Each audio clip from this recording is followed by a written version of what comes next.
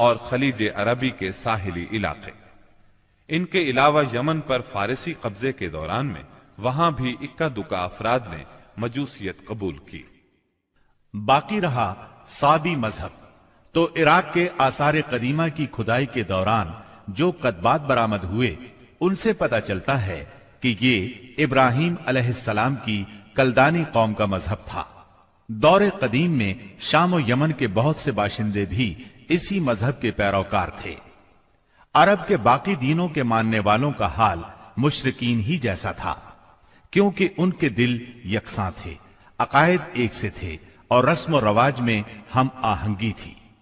جزیرۃ العرب کے سیاسی اور مذہبی حالات بیان کرنے کے بعد اب وہاں کے اجتماعی، اقتصادی اور اخلاقی حالات کا خاکہ مختصراً پیش کرتے ہیں۔ عرب آبادی مختلف طبقات میں بٹی ہوئی تھی۔ ہر طبقے کے حالات ایک دوسرے سے بہت زیادہ مختلف تھے۔ چنانچہ معزز طبقے میں مرد اور عورت کا تعلق خاصا ترقی یافتہ تھا۔ عورت کو بہت کچھ خود مختاری حاصل تھی، اس کی بات مانی جاتی تھی، اس کا اس قدر احترام اور حفاظت کی جاتی کہ اس کی خاطر تلواریں سونت لی جاتی تھی، خون ریزی ہو جاتی تھی۔ آدمی جب اپنی شجاعت اور بہادری پر بات کرنا چاہتا، اپنی تعریف کرنا چاہتا، تو عموماً عورت ہی کو مخاطب کرتا۔ شجاعت اور سخاوت کی صفات کو ان کے درمیان بہت بڑا مقام حاصل تھا۔ اکثر اوقات ان میں صلح کے لیے عورت ہی بڑا کردار ادا کرتی تھی۔ وہ چاہتی تو قبائل کو صلح کے لیے جمع کر لیتی تھی اور چاہتی تو ان کے درمیان جنگ کی آگ بھڑکا دیتی۔ لیکن ان تمام باتوں کے باوجود خاندان کا سربراہ مرد ہی کو مانا جاتا تھا اور اس کی بات فیصلہ کن ہوتی تھی۔ اس طبقے میں مرد اور عورت کا تعلق عقد نکاح کے ذریعے ہوتا تھا۔ یہ نکاح عورت کے ولیوں کی نگرانی میں انجام پاتا تھا۔ عورت کو ان کی ولایت کے بغیر نکاح کا حق نہیں تھا۔ ایک طرف طبقہ اشراف یعنی معزز لوگوں کا یہ حال تھا، تو دوسری طرف دوسرے طبقات میں مرد عورت کے اختلاط کی اور بھی کئی صورتیں تھیں، جنہیں بدکاری، بے حیائی، فحاشی اور زناکاری کے سوا کوئی اور نام نہیں دیا جا سکتا۔ زمانہ جاہلیت میں کسی حد کے بغیر متعدد بیویاں رکھنا ایک عام بات تھی۔ لوگ دو سگی بہنوں کو بھی بیک وقت اپنے نکاح میں رکھ لیتے تھے۔ باپ کے بیوی کو طلاق دینے کے بعد یا اس کے فوت ہونے پر بیٹا اپنی سوتیلی ماں سے بھی نکاح کر لیتا تھا۔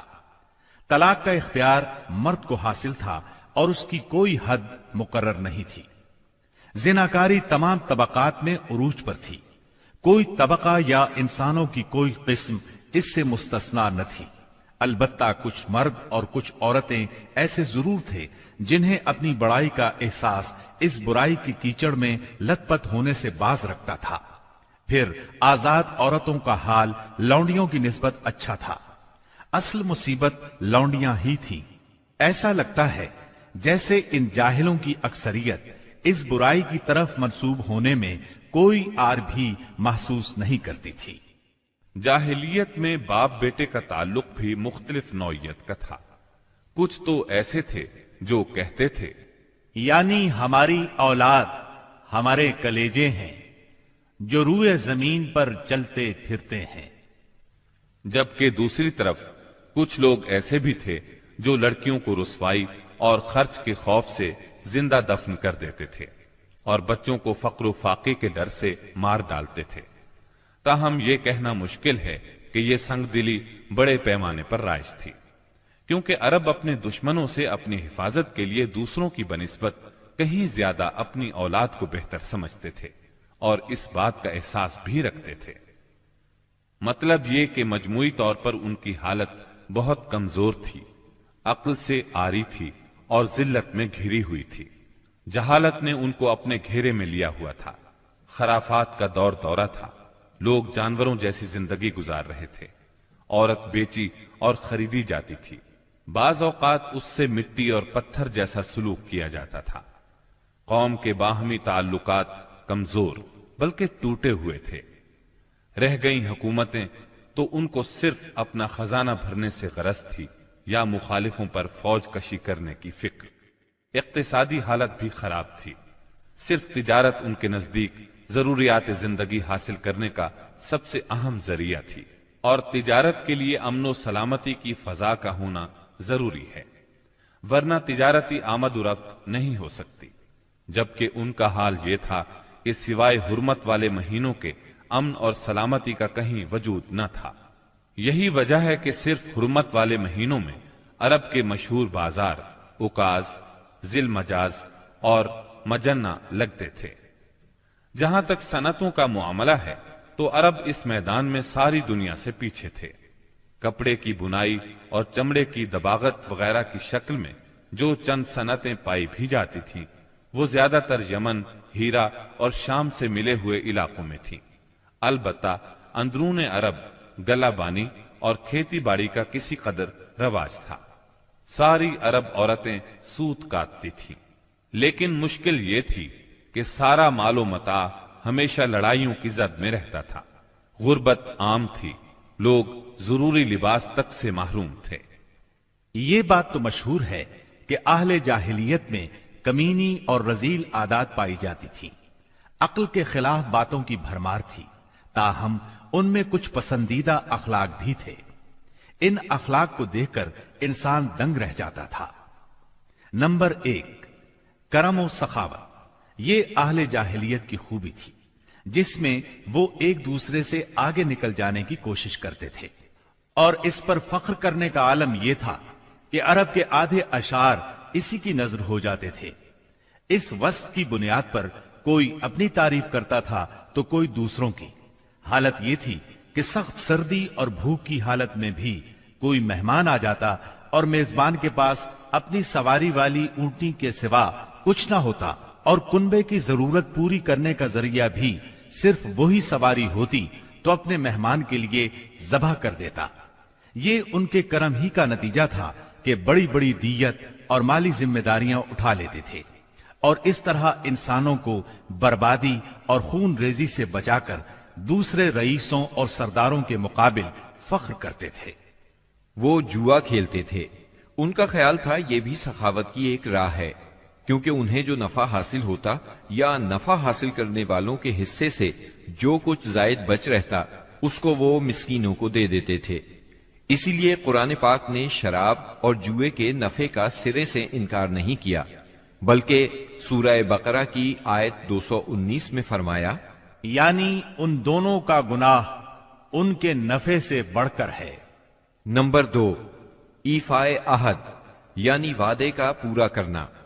دور جاہلیت کے اخلاق فاضلہ میں سے ہے۔ عہد کو ان کے نزدیک دین کی حیثیت حاصل تھی، جس سے وہ ہر حال میں چمٹے رہتے تھے، اور اس راستے میں اپنی اولاد کا خون اور اپنے گھر بار کی تباہی بھی ہیج سمجھتے تھے۔ نمبر 3، خودداری اور عزت نفس۔ اس پر قائم رہنا اور ظلم و جبر برداشت نہ کرنا بھی جاہلیت کے معروف اخلاق میں سے تھا۔ اس کا نتیجہ یہ تھا کہ ان کی شجاعت اور غیرت حد سے بڑھی ہوئی تھی۔ وہ فوراً بھڑک اٹھتے تھے اور چھوٹی سے چھوٹی توہین آمیز بات پر تلوار اور نیزہ اٹھا لیتے تھے، اور نہایت خون ریز جنگ چھڑ جاتی اور انہیں اس راہ میں اپنی جان کی قطعاً پرواہ نہ رہتی تھی۔ نمبر 4، عزائم کی تکمیل۔ اہل جاہلیت میں ایک خاص بات یہ بھی تھی کہ جب وہ کسی کام کو فخر اور ناز کا ذریعہ سمجھ کر انجام دینے پر تل جاتے تو پھر کوئی رکاوٹ انہیں روک نہیں سکتی تھی۔ وہ اپنی جان پر کھیل کر اس کام کو انجام دے ڈالتے تھے۔ نمبر 5، حلم، بردباری اور سنجیدگی۔ یہ خوبی بھی ان کے نزدیک قابل تعریف تھی، لیکن چونکہ ان میں شجاعت حد سے بڑھ کر تھی، ہر وقت جنگ و جدل پر آمادہ رہتے تھے، اس لیے یہ عادت بہت کم پائی جاتی تھی۔ نمبر 6، بدوی سادگی، یعنی رہن سہن کی الجھنوں اور داؤ پیچ سے ناواقف تھے۔ اس کا نتیجہ یہ تھا کہ ان میں سچائی اور امانت پائی جاتی تھی۔ دھوکہ دہی، بد عہدی سے دور تھے اور نفرت کرتے تھے۔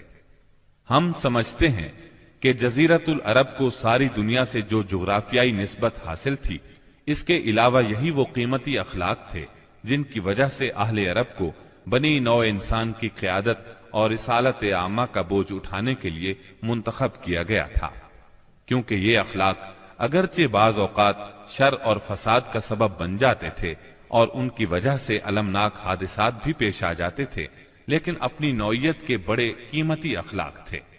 یہ تھوڑی سی اصلاح کے بعد انسانی معاشرے کے لیے نہایت مفید بن سکتے تھے، اور یہی کام اسلام نے انجام دیا۔ غالباً ان کے اخلاق میں بھی ایفائے عہد کے بعد عزت نفس اور عزم کی پختگی سب سے زیادہ قیمتی اور نفع بخش جوہر تھا، کیونکہ اس زبردست قوت اور پختہ ارادے کے بغیر شر و فساد کا خاتمہ اور نظام عدل کا قیام ممکن نہیں۔ اہل جاہلیت کے کچھ اور بھی اچھے اخلاق تھے، لیکن ان سب کو بیان کیا جائے تو بات بہت طویل ہو جائے گی، لہذا انہی پر اکتفا کرتے ہوئے ہم آگے چلتے ہیں۔ ہمارے رسول مقبول محمد صلی اللہ علیہ وسلم کی ولادت باسعادت موسم بہار میں پیر کے دن صبح صادق کے بعد اور طلوع آفتاب سے پہلے سن عام الفیل 20 یا 22 اپریل 571 عیسوی کو مکہ مکرمہ میں ہوئی۔ پیر کا دن آپ کی مبارک زندگی میں بڑی اہمیت کا حامل ہے۔ سیدنا ابن عباس رضی اللہ عنہ فرماتے ہیں کہ آپ پیر کو پیدا ہوئے، پیر کے دن آپ کو نبوت سے سرفراز فرمایا گیا، سوموار ہی کو مکے سے مدینے کی طرف ہجرت کے لیے نکلے، سوموار ہی کو آپ مدینہ منورہ تشریف لائے، اور آپ نے پیر ہی کے دن اس دار فانی کو خیر باد کہا۔ آپ کے پیدا ہوتے ہی آپ کے دادا عبد المطلب آپ کو گود میں اٹھا کر خانہ کعبہ میں لے گئے، آپ کے لیے دعا کی اور محمد نام رکھا۔ پوتے کی پیدائش کی خوشی میں 7ویں دن اپنے قبیلے کی دعوت کی۔ لوگوں نے آپ کے دادا سے پوچھا، آپ نے نومولود کا نام دوسرے لوگوں کے ناموں جیسا کیوں نہیں رکھا؟ انہوں نے جواب دیا، میں چاہتا ہوں میرے پوتے پر اس نام کا اثر پڑے اور میرا پوتا تعریف و توصیف حاصل کرے۔ آپ کی والدہ سیدہ آمنہ نے آپ کا نام احمد رکھا۔ انجیل میں بطور پیشگوئی آپ کے 2 نام آئے ہیں، فارقلید اور منہمنا۔ قرآن مجید کی سورہ انبیاء آیت 107 میں اللہ تعالی نے آپ کو رحمت للعالمین کہا ہے۔ وَمَا أَرْسَلْنَاكَ إِلَّا رَحْمَةً لِلْعَالَمِينَ، یعنی ہم نے آپ کو تمام جہانوں کے لیے رحمت بنا کر بھیجا ہے۔ آپ کا نسب نامہ اس طرح ہے: محمد بن عبداللہ بن عبد المطلب بن ہاشم بن عبد مناف بن قصی بن کلاب بن مرہ بن کعب بن لعی بن غالب بن فہر بن مالک بن نظر بن کنانہ بن خزیمہ بن مدرکہ بن الیاس بن مزر بن نزار بن معد بن عدنان۔ اس بات پر سب کا اتفاق ہے کہ عدنان سیدنا اسماعیل علیہ السلام کی نسل سے ہیں، لیکن دونوں کے درمیان میں کتنی پشتیں ہیں اور ان کے نام کیا کیا ہیں، اس میں بہت اختلاف پایا جاتا ہے۔ آپ کی والدہ کا نام سیدہ آمنہ تھا۔ سیدہ آمنہ کے والد وہب بن عبد مناف بن زہرہ بن کلاب تھے۔ یہ وہی کلاب ہیں جو والد کی طرف سے بھی نبی صلی اللہ علیہ وسلم کے نسب نامے میں آتے ہیں۔ ان کا اصل نام عروہ یا حکیم تھا، لیکن کتوں کے ذریعے بکثرت شکار کھیلا کرتے تھے، اس لیے کلاب کے نام سے مشہور ہو گئے۔ عربی میں کلاب کتوں کو کہتے ہیں۔ آپ اسماعیل علیہ السلام کی اولاد میں سے ہیں۔ اسماعیل علیہ السلام کی خاطر جب اللہ تعالیٰ نے زمزم کا کنواں جاری کیا تو قبائل جرہم اور ایاد کے خانہ بدوش عرب سیدہ ہاجرہ کی اجازت سے وہاں آ کر رہائش پذیر ہوئے۔ کعبے کے متولی اسماعیل علیہ السلام اور ان کی اولاد رہی۔ ایک عرصے کے بعد بنو جرہم اور سیدنا اسماعیل کی اولاد میں کعبے کی تولیت کے سلسلے میں جھگڑا ہوا تو کعبے کی خدمت اور تولیت اولاد اسماعیل اور بنو جرہم میں تقسیم ہو گئی، اور جب بنو خزاعہ نے لڑ کر مکے پر قبضہ کیا تو ایک مدت تک کعبے کی تولیت بھی ان کے پاس رہی، لیکن بنو اسماعیل بہرحال مکے ہی میں رہے۔ ان کے ایک فرد کلاب نے شمالی عرب میں قبیلہ قزاع میں شادی کی، اس سے قصی پیدا ہوئے۔ وہ جوان ہو کر اپنے قبیلے میں واپس آ گئے۔ خسر کی وفات کے بعد قصی نے اپنے ننھیال کی مدد سے بنو خزاع کو مجبور کیا کہ وہ شہر چھوڑ کر مضافات میں جا بسا۔ بنو خزاع کے سردار نے کعبے کے قیمتی چڑھاووں کو زمزم کے کنویں میں ڈال کر اس کو پاٹ دیا اور کنواں غائب ہو گیا۔